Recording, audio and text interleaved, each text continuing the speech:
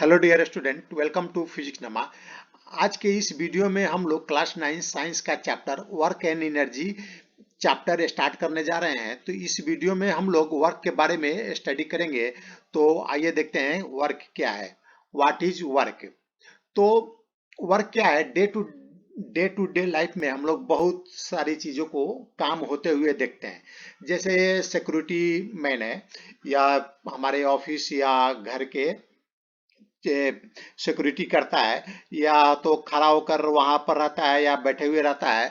और वह अपना जितना इसको टाइम अलॉट है, जितना घंटा काम करना है वहां पर काम करता है, उसके बदले में उसको सैलरी मिलती है। उसी तरह यह बुलकाट है। तो इसमें बैल है, वो बुलकाट को एक जगह से दूसरे जगह पर वो खींच कर ले जाता है। तो यहाँ पर बैल भी काम कर रहा है, बुल भी काम कर रहा है। उसी तरह फैक्ट्री में ये फोर्कलिफ्ट मशीन होता है, जिसे फैक्ट्री में अगर एक जगह से दूसरी जगह सामान को ले जाना है तो इसका हम लोग यूज करते हैं। तो यह फोर्कलिफ्ट भी यहाँ पर फैक्ट्री में यह काम कर रहा है। उसी तरह ऑफिस में भी जो लोग ऑफिस में काम करते हैं, या तो मेंटली काम करते हैं या फिजिकली काम करते हैं, तो वह भी डे टू डे लाइफ में उसको भी हम लोग वर्क बोलेंगे। और उसके अगेंस्ट में उनको सैलरी मिलता है। जैसे यह लेबरर है, वह लेबर एक जगह से दूसरी जगह यह सामान को ले जा रहा है। और यह लेबर मान ले कि यह सामान को एक जगह से उठाकर कुछ हाइट पर यह लेकर जा रहा है। तो इसके भी यह भी जो एक्टिविटी कर रहा है, इसको भी हम लोग काम बोलेंगे। तो हम देखते हैं कि all above activity are work in day to day life. अभी तक हम लोगों ने जितना एक्टिविटी देखा, वह डे टू डे लाइफ में हम उसको वर्क बोलेंगे। चाहे वह फिजिकली कर रहा है, मेंटली कर रहा है, चाहे एक जगह पर खड़ा होकर कर रहा है, या होकर कर रहा है, मूव एक जगह से दूसरी जगह मूव होकर कर रहा है। तो इन सारे एक्टिविटी को हम लोग डे टू डे लाइफ में वर्क बोलते हैं। लेकिन यहाँ पर जो ये यह जो पर्सन काम किया, या इसने अपर डायरेक्शन में इस पर फोर्स लगाया, या जो लोड हाथ में लिया है उस पर अपर डायरेक्शन में फोर्स लगाया, और ये यहाँ से इसको कुछ हाइट तक यह लेकर गया, तो इसने भी काम किया। तो डे टू डे लाइफ में जितना एक्टिविटी को हम लोगों ने देखा, वह भी काम है। और लेकिन हम साइंस में या फिजिक्स में जो वर्क है, उसको हम लोग अलग तरह से डिफाइन करते हैं, जो कि डे टू डे लाइफ में जो काम है उससे थोड़ा यह अलग होता है। तो आइए देखते हैं। जैसे यह बच्चा है, यह फुटबॉल को किक मारता है, यानी फुटबॉल पर फोर्स लगाता है। तो यह जो फुटबॉल है कुछ दूर डिस्प्लेस हो जाता है। इसने फोर्स लगाया, इस डायरेक्शन में फोर्स लगाया बॉल पर, तो बॉल क्या हो गया, यहां से डिस्प्लेस होकर आगे चला गया। तो boy has applied force on the ball. Boy क्या किया कि बॉल पर फोर्स लगाया। The ball got displaced, ball एक जगह से दूसरी जगह चला गया। तो यहां देख रहे हैं कि जिस डायरेक्शन में फोर्स लगाया, बॉल उसी डायरेक्शन में गया। इस बच्चे ने इस डायरेक्शन में फोर्स लगाया और बॉल भी उसी डायरेक्शन में गया। तो साइंस के लैंग्वेज में या फिजिक्स में इसको हम लोग वर्क बोलेंगे। In science you call work is done by boy. Boy ने काम किया, वर्क किया। या सिर्फ फिजिक्स फिजिक्स के लैंग्वेज में इसको हम लोग वर्क बोलेंगे। देखिए यहाँ पर से इसने बॉल को किक मारा, तो डिस्प्लेसमेंट यहाँ से यहाँ तक डिस्प्लेसमेंट हो गया। फोर्स जिस डायरेक्शन में लगाया, डिस्प्लेसमेंट भी उसी डायरेक्शन में हुआ। तो इसको हम लोग वर्क बोलेंगे साइंस के लैंग्वेज में। और ये देखिए, यह कार खराब हो गई थी, तो इस आदमी ने, मैन ने कार को धक्का दिया, यानी कार पर इसने फोर्स लगाया, तो कार एक जगह से दूसरी जगह डिस्प्लेस हो गई। तो man has applied force on the car. ठीक है, कार गॉट डिस्प्लेस्ड, कार यहाँ से डिस्प्लेस होकर यहाँ से हटकर यहाँ आ गई। तो इसको भी हम लोग साइंस के लैंग्वेज में या फिजिक्स के लैंग्वेज में वर्क बोलेंगे। इस आदमी ने कार पर वर्क किया। देखिए, फोर्स लगाया इस डायरेक्शन में, और इसका डिस्प्लेसमेंट भी, कार का जो डिस्प्लेसमेंट हुआ सेम डायरेक्शन में हुआ। जिस डायरेक्शन में फोर्स लग रहा था उसी डायरेक्शन में डिस्प्लेसमेंट भी हुआ। तो यानी इस आदमी ने काम किया, वर्क किया। कार के ऊपर वर्क किया। अभी देखते हैं यह जो बच्चा है यह बॉल को अपवर्ड डायरेक्शन में थ्रो करता है, यानी बॉल पर इसने फोर्स लगाया। जब इसने थ्रो किया तो बॉल पर अपवर्ड डायरेक्शन में फोर्स लगाया, तो बॉल कुछ हाइट तक चला गया। तो बॉल पर इसने फोर्स लगाया और बॉल डिस्प्लेस हो गया। यहाँ से इस बॉल का पोजीशन चेंज हो गया, यहाँ से चेंज होकर यहाँ बॉल का पोजीशन चेंज हो गया, यानी बॉल डिस्प्लेस हो गया। तो इस आदमी ने भी बॉल पर काम किया। दस in science you call work is done by man, यानी इसने काम किया, आदमी ने बॉल पर काम किया। फोर्स अपवर्ड डायरेक्शन में लगा, डिस्प्लेसमेंट भी अपवर्ड डायरेक्शन में है। तो हम देख रहे हैं कि जो साइंस के लैंग्वेज में या फिजिक्स में काम किसी किसी एक्टिविटी को वर्क होने के लिए दो कंडीशन चाहिए। पहला क्या है, a force should act on an object, किसी ऑब्जेक्ट पर एक फोर्स लगना चाहिए। जैसे हम लोगों ने पीछे के 3 एक्टिविटी में देखा, उस पर कोई दूसरा बॉडी फोर्स लगा रहा था। और दूसरा कंडीशन है the object must be displaced, और दूसरा कंडीशन है कि फोर्स लगाने के बाद जिस ऑब्जेक्ट पर फोर्स लगाया गया वह ऑब्जेक्ट डिस्प्लेस होना चाहिए, यानी उसका पोजीशन चेंज होना चाहिए। तो तभी हम जाके साइंस के लैंग्वेज में उसको वर्क बोलेंगे। वो साइंस के लैंग्वेज में वर्क कब बोलेंगे कि उस बॉडी पर फोर्स लगना चाहिए और दूसरा उस बॉडी का पोजीशन चेंज होना चाहिए, यानी वह बॉडी का डिस्प्लेसमेंट होना चाहिए। अब देखते हैं, जैसे यह आदमी है या एक ब्लॉक है, इस पर फोर्स लगा रहा है, बहुत देर से फोर्स लगा रहा है, लेकिन इसका पोजीशन चेंज नहीं हो रहा है।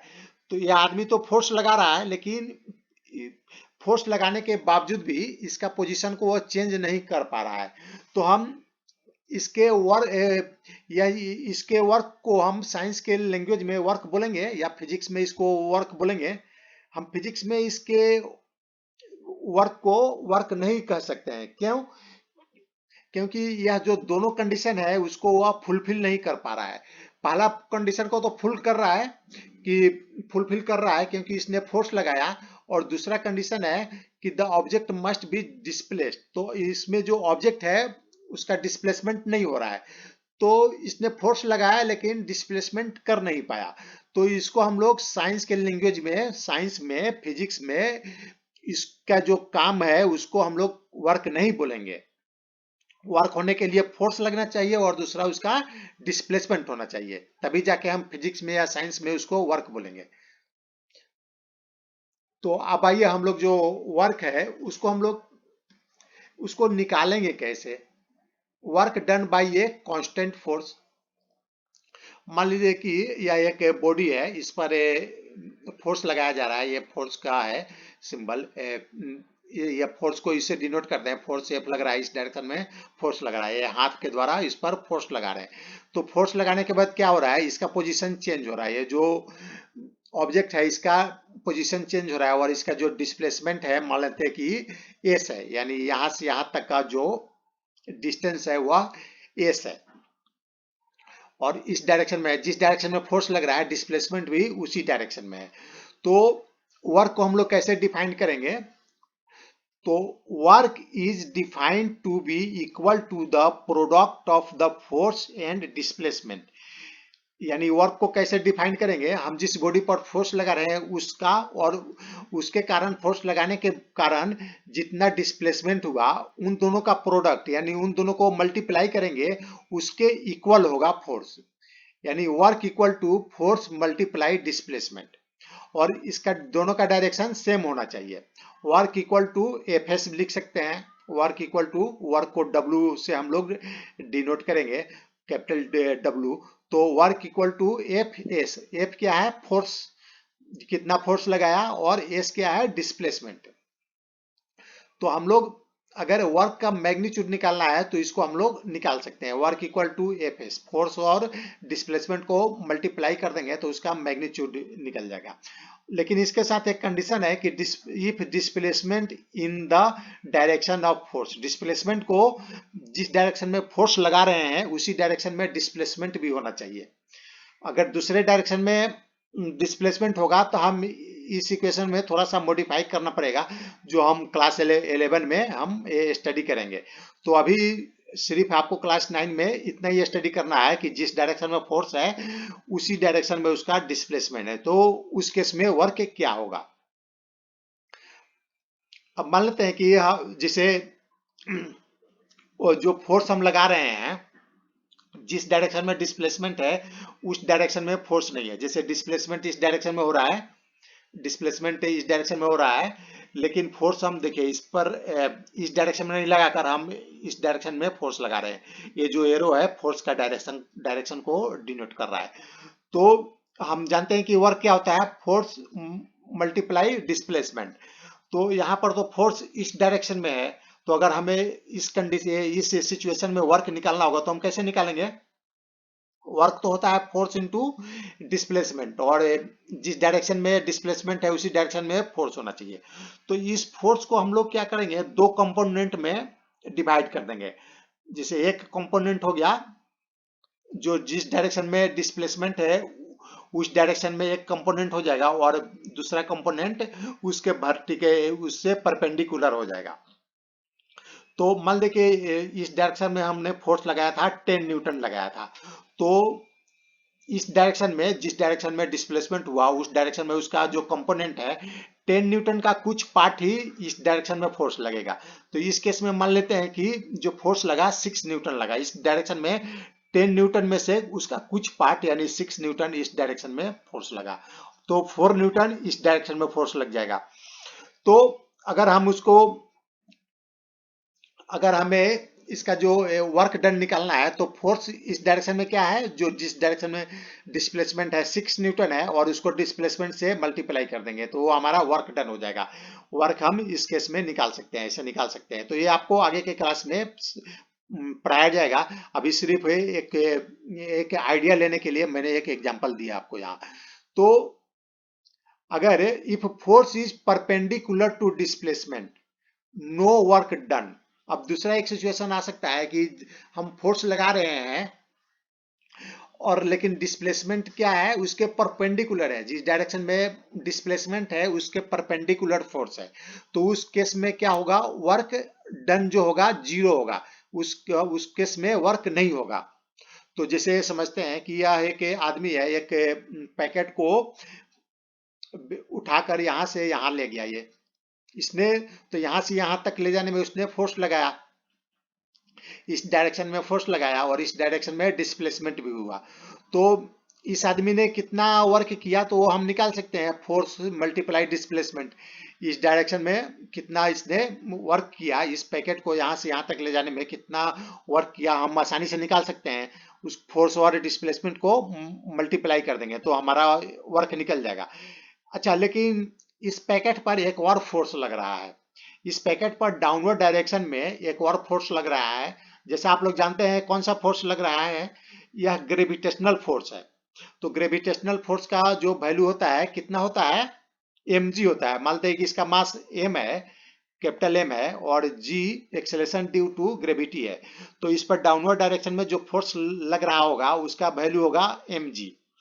तो डाउनवर्ड डायरेक्शन में फोर्स लग रहा है, लेकिन या तो पैकेट का डिस्प्लेसमेंट किधर है, इस डायरेक्शन में, और डाउनवर्ड डायरेक्शन में फोर्स है। तो जो ग्रेविटेशनल फोर्स जो डाउनवर्ड डायरेक्शन में इस पर लग रहा है, ये डिस्प्लेसमेंट का देखिए परपेंडिकुलर है, इन दोनों के बीच का जो एंगल है वो 90 डिग्री है। तो यानी ग्रेविटेशनल फोर्स डिस्प्लेसमेंट के 90 डिग्री है।